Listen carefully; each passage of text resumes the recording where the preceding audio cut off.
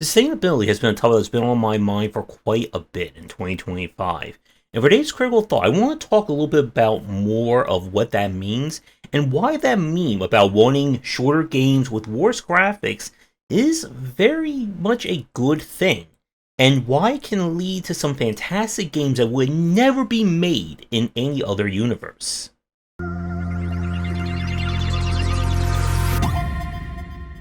Part of the history of the game industry has been the rapid development of graphical fidelity. If you look at games from 1980 to 1989, 1990 to 2000, and so on, in every 5 to 10 years, there is a monumental jump in terms of what a game can look like. And just going beyond the simple 2D to 3D, you look at stuff like, again, early PlayStation 3 versus the end of that cycle, where we got to in the 2010s and where we're at now is almost a night and day difference. And yet, as we are approaching, again, the middle of this decade, the fidelity of graphics hasn't really changed as sharply. Yes, maybe we can see a few more dimples on a face, or a little bit more, scruff of the beard at close up, but it's not necessarily translating into massive pushes forward as it did in the past 10, 20, 30, and so on years. And as I said in the Stinger, that there is that meme about wanting games with worse graphics that are shorter with people who get paid more, and they're not kidding. And while this may sound like a joke to some, having this mindset of focusing on a small scale or kind of more depth, less fidelity, has led to some of the more interesting and fantastic games over the past 15 years. A big example of this, of course, comes from the modding community. Pick any classic game that has a healthy mod scene. XCOM, Doom, Mario, Castlevania, Metroid, and you will find amazing hacks and partial and full conversion mods in some cases for these games. Some of them had SDKs released, some of them the peak of consumers just figure out how to make their own, as we saw with Super Mario World with insert name here that I won't be naming to avoid Nintendo's wrath. And in these hacks and mods, you will find stuff that, again, in many cases is above and beyond what could have ever been conceived in those base games. You look at some of the more higher examples of mods, of Doom and Mario in particular. Something like My House, or was it My House or My Home.wad that was released in 2023. Stuff like, again, insert a popular Mario hack here. And these are some fantastic designs. Some of them will just use the same basic assets, some will just create entirely new assets. And when you look at these games, you can see just how much work was put on top of that base foundation. Everyone's watching this knows I've been loving Xpiratez, the full conversion mod for the original XCOM. It is an entire, probably 3 games on top of the base version of it. And it is something that could not have been conceived anywhere else. And this kind of gets at the first point for the video today and how it relates to sustainability. The reason why we see so many amazing and original games built usually on basic engines or as mods is that when you're working with something that doesn't require as much of an investment as in 3D, it allows you to experiment a little bit more, and more importantly, it allows you to do it far cheaper and far easier compared to working on a super high production. When we talk about how much game development has shifted from the 2010s to around the 2020s, a lot of developers who entered the industry in 2010, 2015, that era, they wanted to make the most highly realized version of their game. They wanted to put as many bells and whistles and kitchen sinks as they could in those projects. And what ended up happening for a lot of those games is that they just either A, never came out, or B, came out and they just kind of went, in terms of the market. But the games that did succeed, they focused on a very unique and original aspect of it. If we look at any big name, any success over the past 15 years, Vampire Survivor, Slay the Spire, FTL, Darkest Dungeon, let's see, what other ones? We could talk about Super Meat Boy, Celeste. There's, again, a major game or major games that came almost every year in the 2010s. Each one of those games was built, again, to focus on a unique core. And while these games, of course, looked great, they didn't look graphically demanding. Again, there's a difference between a strong art and aesthetics of a game versus just kind of raw engine horsepower.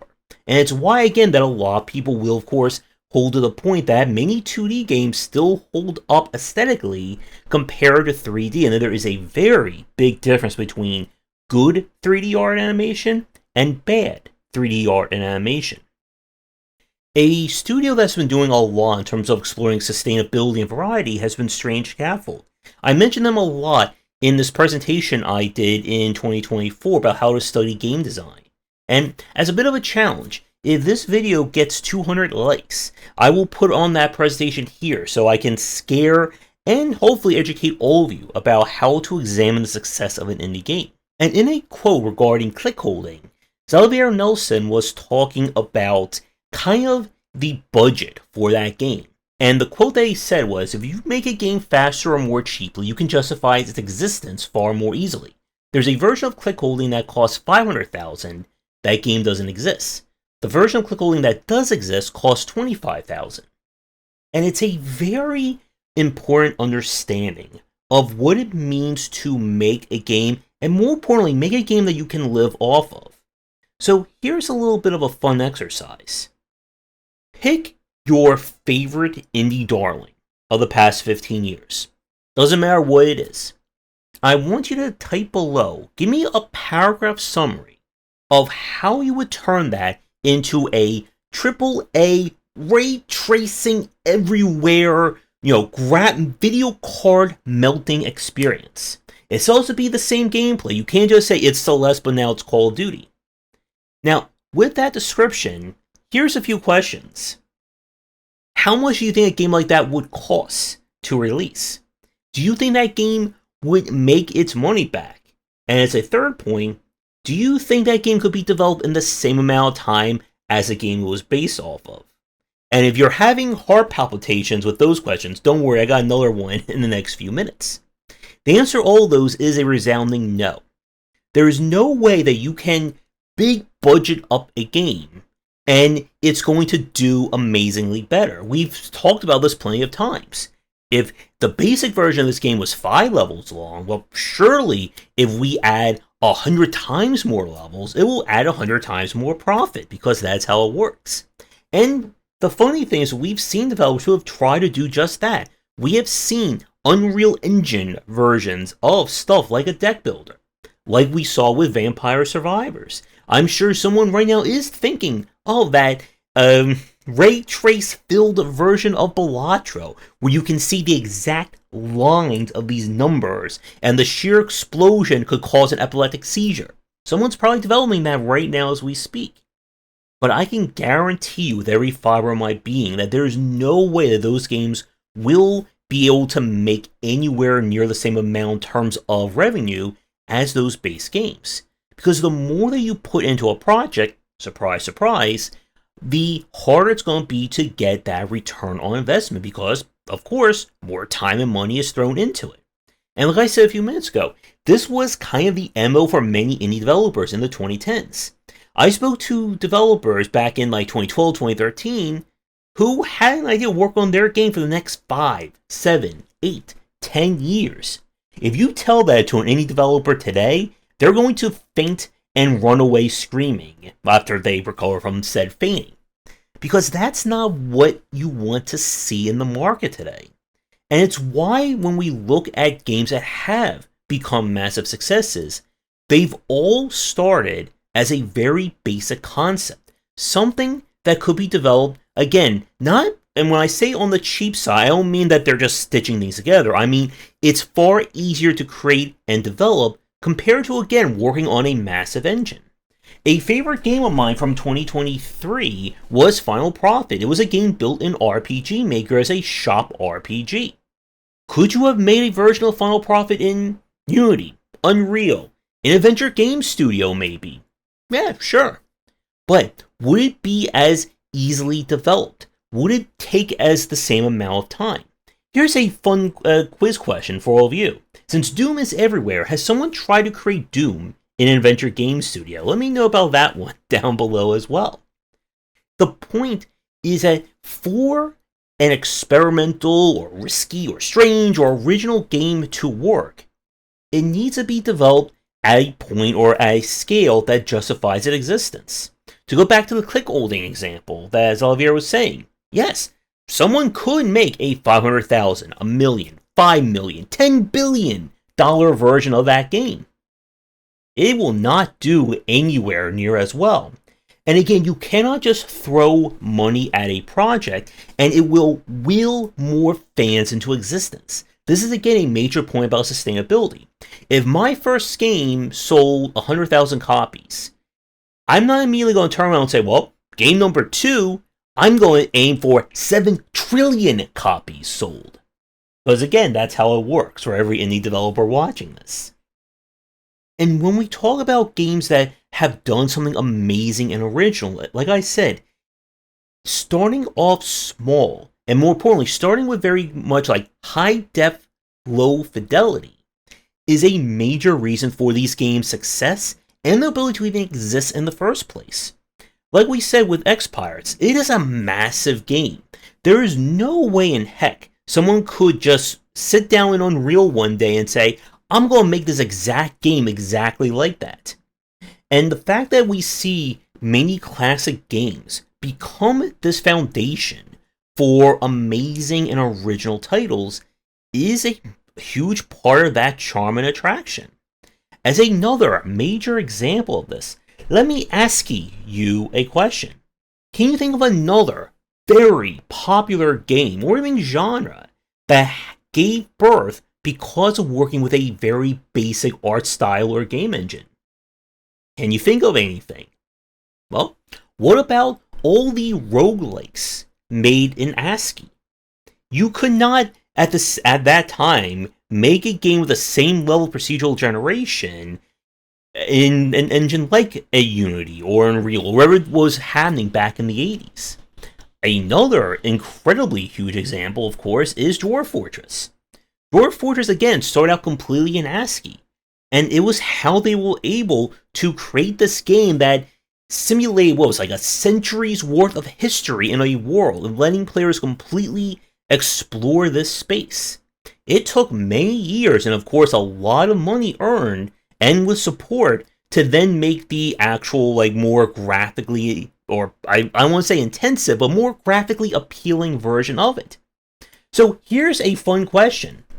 Why don't you go up to a programmer and ask them, can you recreate in Unreal Engine 5 Dwarf Fortress with all the complexity, depth, and procedural generation? How long would that take? And then you can watch their face melt like they just viewed the Ark of the Covenant. But joking aside, I'm sure someone out there has probably thought just that. Why can't you make a game with the same level of depth and complexity as Dwarf Fortress, but throw in every bell and whistle imaginable? Again, with everything being ray traced. There's a version that probably exists, and it's a version that will probably cost more money than almost any development studio in the world would have. But again, it raises that question. If someone did create that take, the ultra pentuple A version of Dwarf Fortress, would it be profitable? And how much would you even charge for something like that? How many people would pay $199 for the AAA take on Dwarf Fortress? I'm going to say not as many as those who paid $29, or even just played it for free, the original version of these games. To wrap things up for our video today, sustainability in the game industry, as we've said, is about understanding who your market is and what kind of game you're trying to make. The days in which, again, graphical fidelity represents quality or represents the price tag of a game, I think are officially long past. As we've said, an amazing aesthetic and art style will always triumph that. And if your game is amazing to go with it, that is just, again, that is the cake layer. That's not the icing of the cake, that's the actual cake itself. But you have to be able to look at what you're able to do and what is the best and most economic way of making that.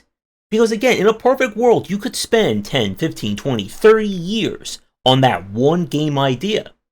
But how many years in before you start cracking and everything just becomes this incomprehensible mess of code and art assets? And for every indie developer watching this, how many of you are excited to work on a game for the next 30 years?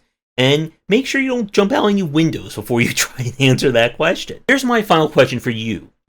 Can you think of other examples of games that, without needing a hardware-breaking, quadruple mortgage taking out budget, managed to punch way above their weight and deliver an amazing experience? Like, some other examples I could think would be something like Binding of Isaac, 2 action roguelikes. Again, I mentioned Xpiratez for the XCOM-like. What are some of your favorite examples of games that managed to do all that and be, pound for pound better than a overly budgeted super fidelity take? Let me know down below, and again, if we get enough of those likes, I will lecture all of you about the struggles of studying games. But until that happens, thanks for watching, and see everyone in the next video. Thanks for watching, and a special thank you to our Patreon supporters. If you enjoyed the video, do the YouTubing stuff, be sure to visit our Discord and Patreon, and you're interested in more in my thoughts on design, check out my game design books.